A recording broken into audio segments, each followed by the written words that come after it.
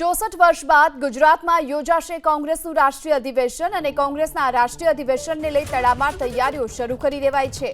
8 અને 9 એપ્રિલમાં ગુજરાતમાં યોજાવાનું છે કોંગ્રેસનું આ રાષ્ટ્રીય અધિવેશન। આખરી ગરમીની શક્યતાને જોતા 300 પોર્ટેબલ એસીની વ્યવસ્થા કરવામાં આવી છે અને ગરમીથી રાહત મળે એ માટે જર્મન ડોમ પણ ઊભો કરવામાં આવ્યો છે, જેની હાલ તૈયારીઓને આખરી ઓપ આપવામાં આવી રહ્યો છે। કોંગ્રેસના રાષ્ટ્રીય અધિવેશનની જે તૈયારીઓ છે તે જોરશોરથી ચાલી રહી છે।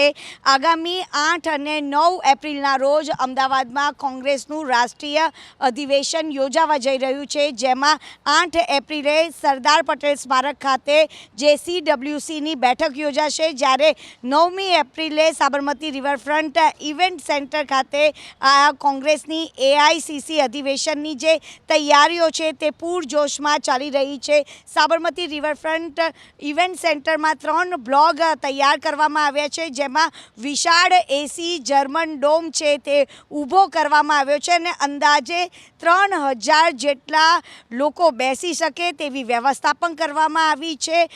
જે રીતે કામગીરી કરવામાં આવી રહી છે, જેમાં ABC એમ 3 બ્લોક આખા ડોમમાં ઊભા કરવામાં આવ્યા છે। ખાસ કરીને આજે 9મી એપ્રિલે જે સાબરમતી તટે આ રાષ્ટ્રીય અધિવેશનમાં દેશભરના કોંગ્રેસના નેતાઓ અને હોદ્દેદારો સામેલ થવાના છે અને દરેકની આ બેઠક વ્યવસ્થા અલગ અલગ કરવામાં આવી છે, જેમાં કોંગ્રેસની વર્કિંગ કમિટીના સભ્યોથી લઈને અને ઉચ્ચ નેતાઓ માટેની સૌથી આગળની બેઠક વ્યવસ્થા કરવામાં આવી છે। નેશનલ યુથ કોંગ્રેસ, સેવાદળ, મહિલા કોંગ્રેસ, NSUI દરેક પ્રદેશ પ્રમુખ બેસી શકે તેના માટે અલગ અલગ જે બ્લોક છે તે ઊભા કરવામાં આવ્યા છે અને ખાસ કરીને LEDની પણ વ્યવસ્થા રાખવામાં આવશે। કોંગ્રેસના દરેક રાજ્યના જે સંસદ સભ્યો છે, ધારાસભ્યો છે, તે તમામ લોકોની જે બેઠક વ્યવસ્થા છે તે કરવામાં આવી રહી છે।